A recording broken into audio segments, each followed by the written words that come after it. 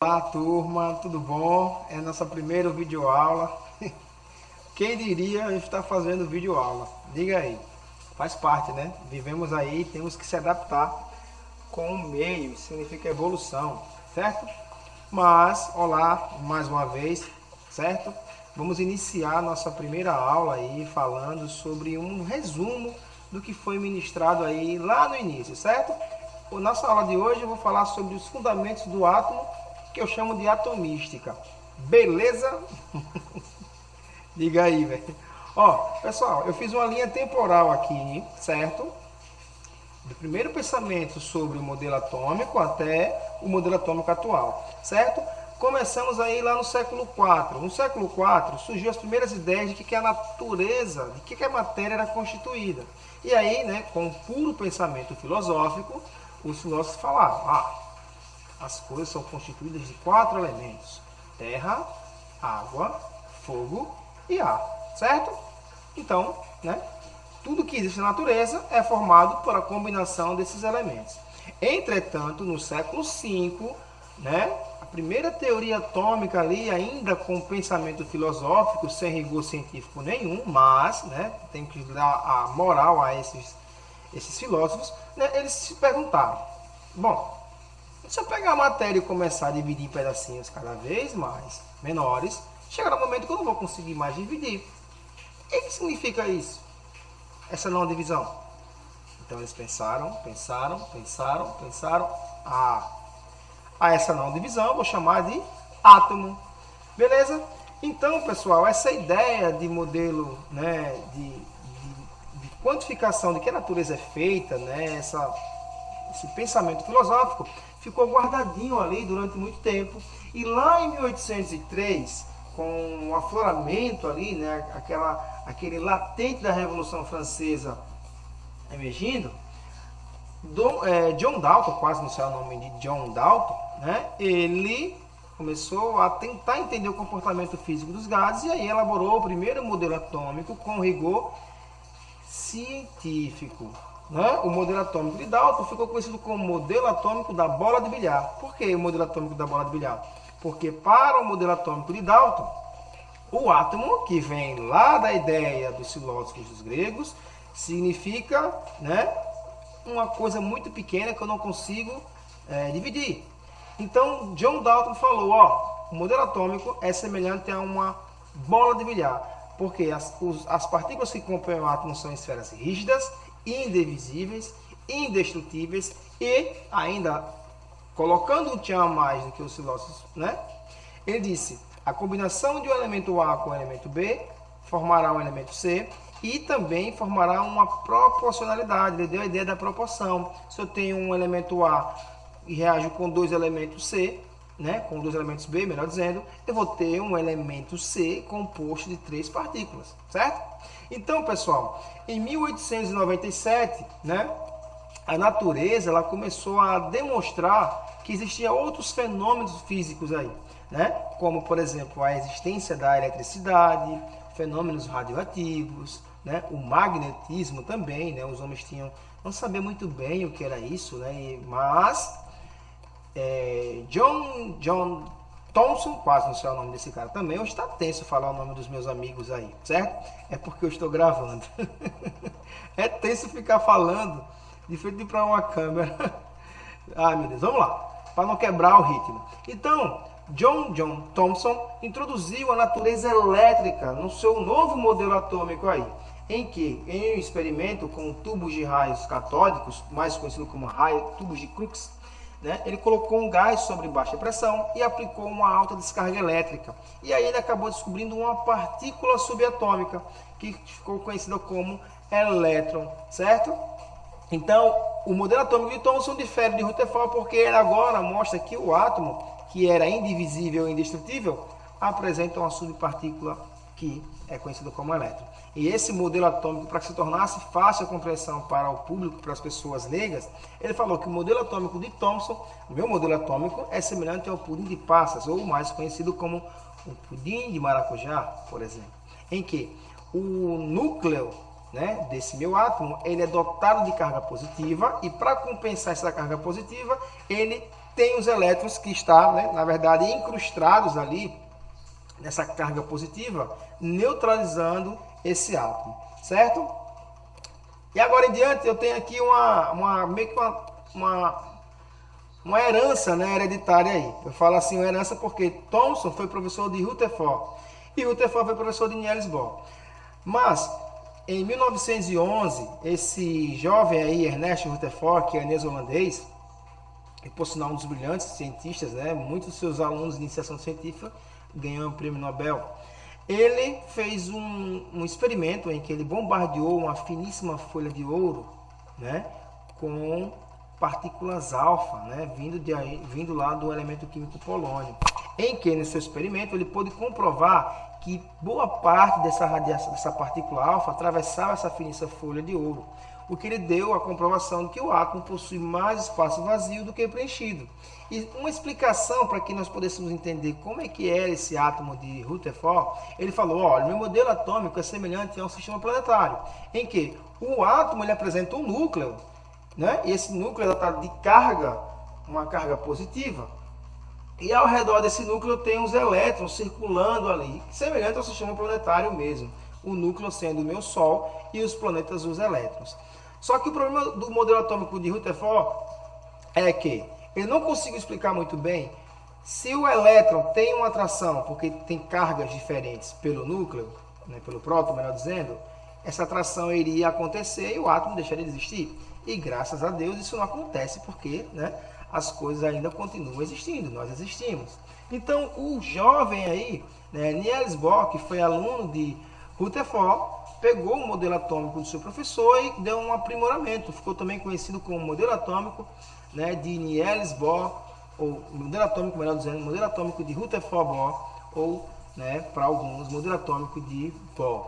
O modelo atômico de Bohr, ele explicou o seguinte, ó, o átomo possui uma região a qual eu chamo de núcleo e outra região que eu chamo de eletrosfera, onde circulam os elétrons, né, como o seu orientador estava falando, como o Rutherford falou.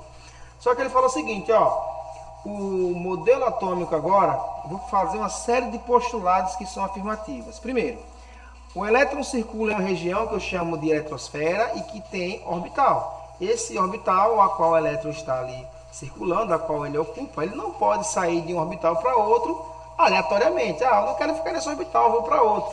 Ele não pode fazer isso. Para que ele saia de um orbital para outro, deve existir uma excitação energética, né, de uma fonte externa. Pode ser uma excitação por luz ou por calor, em que eu excito esse elétron que está em orbital, certo? É só lembrando, certo? Está em orbital, ao ser excitado, ele salta de um orbital de menor energia para um de maior energia. Esse orbital de maior energia, quando ele salta, é instável, porque ele não permanecer ali, ele só foi porque foi excitado. Ele vai permanecer enquanto a excitação continuar, né? Quando a excitação é cessada, esse elétron ele volta para seu orbital original e a diferença de energia que excitou até esse orbital, ele devolve na forma de luz ou na forma de calor. Falando assim, pessoal, parece um pouco complexo, mas é uma pincelada do que estávamos falando lá na nossa sala de aula, certo? Que nós temos lá no quadro copiado, tem no livro, tem nos nossos exercícios resolvidos, certo? É só para relembrar ali a memória, deixar a memória fresquinha. E o modelo de Niels Bohr, ele falou que os elétrons, para que faça essa transição, ele precisa de um quanto de energia. A energia tem que ser quantificada. Os elétrons não podem sair de orbital para outro sem que haja uma excitação. Beleza? Aí então, pessoal, em 1925, Sommerfeld só fez um aprimoramento para o modelo atômico de Niels Bohr, porque o modelo atômico de Niels Bohr explicava muito bem o comportamento físico do hidrogênio, mas não conseguia explicar, né, o comportamento físico de outros átomos. Então, Sommerfeld, ele pegou o modelo atômico de Rutherford e deu uma ampliada, né? Ele falou, ó, o modelo atômico, além de ter uma eletrosfera, que agora é a região de maior interesse do seu entendimento, a eletrosfera, os elétrons, além de circular em orbitais esféricos, né, orbitais circulares, melhor dizendo, desculpe, ele vai circular em orbitais elípticos também, né? E esses orbitais elípticos fará com que haja um maior preenchimento de elétron, né, próximo a outros elétrons, porque elétron com elétron a tendência é haver uma repulsão. Quando eu falo que existem orbitais diferentes, com formas diferentes, aí eu consigo, né, colocar mais elétrons aí nesse orbital. Beleza, pessoal? Olha, esse foi só um resumozinho bem rápido da ideia de atomística, lá do início, quando começou a surgir as primeiras ideias sobre os átomos, até o modelo atômico atual, certo? Vamos agora para o próximo slide, a qual eu vou falar, né, o que o átomo é, que é a menor partícula capaz de identificar um elemento químico e de participar de uma reação. Vou falar o que é molécula. Molécula é a menor parte da substância, que apresenta suas propriedades específicas e é constituída por 2 ou mais átomos, certo? Agora, pessoal, nesse nosso resumo, vamos tentar entender a estrutura interna do átomo. O que tem dentro desse átomo aí que esses caras falaram tanto desses modelos atômicos e que eu quero entender agora? Vamos agora entrar dentro do átomo e compreender como é que é toda essa estrutura arquitetônica do átomo. Olha, pessoal, o átomo ele é constituído de basicamente 3 subpartículas. A primeira partícula que eu lhe apresento é o elétron. O elétron são partículas de massa pequena, cerca de 1840 vezes menor do que a massa do próton. Possui carga elétrica negativa, né? Menos 1,6, 10 a menos 19 Coulomb. E move-se muito rapidamente ao redor do núcleo atômico, gerando campos eletromagnéticos. Bacana, tem um experimento ali que eu posso mostrar. Não vão fazer isso em casa porque não é aconselhável. Deixa que eu faça e você só visualiza, certo? Ó, eu tenho aí os prótons. O que são prótons? Prótons são partículas que, junto aos nêutrons, formam um núcleo atômico. Possui carga positiva de mesmo valor que a carga dos elétrons. Possuem carga positiva de mesmo valor, certo? Apresenta o mesmo valor. O próton apresenta 1,6, 10 a menos 19, só que é mais 1,6, né? 1,6, 10 a menos 19 Coulomb para o próton, para o elétron, menos 1,6, 10 a menos 19 Coulomb. Apresenta o mesmo valor numérico, só que as cargas são diferentes, certo? E eles tendem a se atrair um pelo outro, né? Prótons são dotados de cargas positivas, os elétrons dotados de cargas negativas. Carga positiva, os opostos se atraem, né? E aí eu tenho cargas iguais se repelindo. Os nêutrons, pessoal, mas os nêutrons, o que são os nêutrons? Os nêutrons são partículas que não apresentam carga alguma, né? Como o próprio nome sugere, são nêutrons. Eles existem e é muito bem embasada a existência do nêutron, porque é justamente o nêutron que vai dizer por que o núcleo possui os prótons e por que os prótons dentro do núcleo, já que é uma região muito pequena em relação à eletrosfera, faz com que os prótons não saiam por essa tal repulsão, porque prótons têm cargas positivas. Se eu colocar próton muito próximo um do outro, os prótons haverá, né, uma força repulsiva atuante. Aí a ideia, né, foi que acabou descobrindo que para que esses prótons eles existem dentro da região muito pequena que é o núcleo, deveria existir uma subpartícula que não tinha carga alguma, que não tivesse carga alguma, que são os nêutrons. Os nêutrons, né, como o próprio nome fala, não tem carga alguma, ela vai minimizar essa repulsão entre próton e próton que ocorre dentro do núcleo. Beleza? Vamos lá, pessoal. Olha, um átomo, quando ele é eletricamente neutro, significa dizer que o número que eu tenho de partículas positivas, eu tenho que ter de forma igualitária o número de partículas negativas. Então, para que um átomo seja neutro, o meu número de elétrons deve ser igual ao número de prótons, certo? E o que são íons? Os íons do grego significa viajante, certo? Então, quando o átomo ganha ou perde elétrons, ele acaba se tornando um íon, beleza? Mas íon, peraí, eu fiquei sabendo que tem o íon cátion e tem o íon ânion. Vamos lá. Ó, íons, eu tenho um mapinha aqui que dá para destrinchar a nossa linha de raciocínio. Íons do grego significa viajante, é quando o átomo ganha ou perde elétrons. Lembrando, em nenhum momento até presente, né, o átomo não perde o número de prótons. As suas partículas positivas eu não vou mexer, certo? Porque se eu começar a mexer nas partículas positivas, eu estarei fazendo uma reação nuclear, certo? Isso é um assunto lá do segundo ano, quando for estudar ali radiação. Fenômenos radioativos, melhor dizendo. Então, pessoal, olha. Então, quando o átomo ganha ou perde elétrons, beleza? Reação química.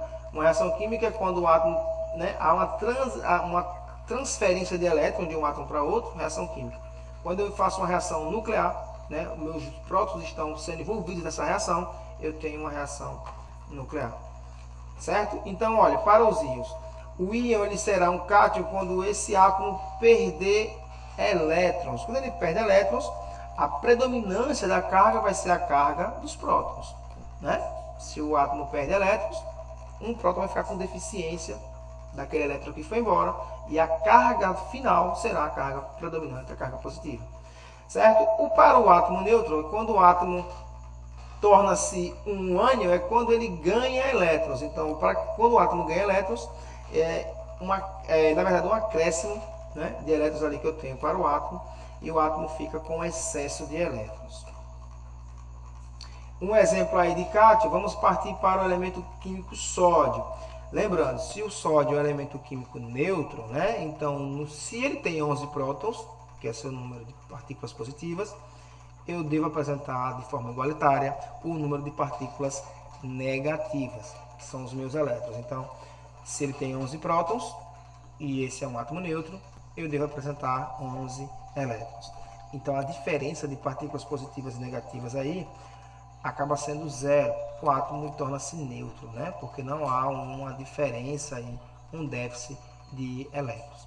Então, quando esse átomo, eu estou falando de cátion, né? Ele passa para ser um íon cátion, então significa dizer que ele perde elétrons. Então, olha, se eu pudesse apontar aqui o meu... Pronto, vou colocar aqui, ó, a minha setinha.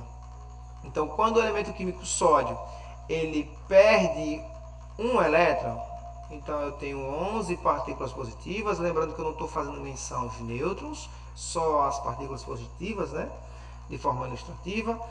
Então, eu tenho o número de elétrons aqui, ó, correspondente a um total de 10. Então, significa dizer que ele perdeu um elétron, que ele era nêutron, né? Então, se ele tem 10 elétrons, haverá uma deficiência de elétron, que na diferença vai terminar, cadê minha setinha?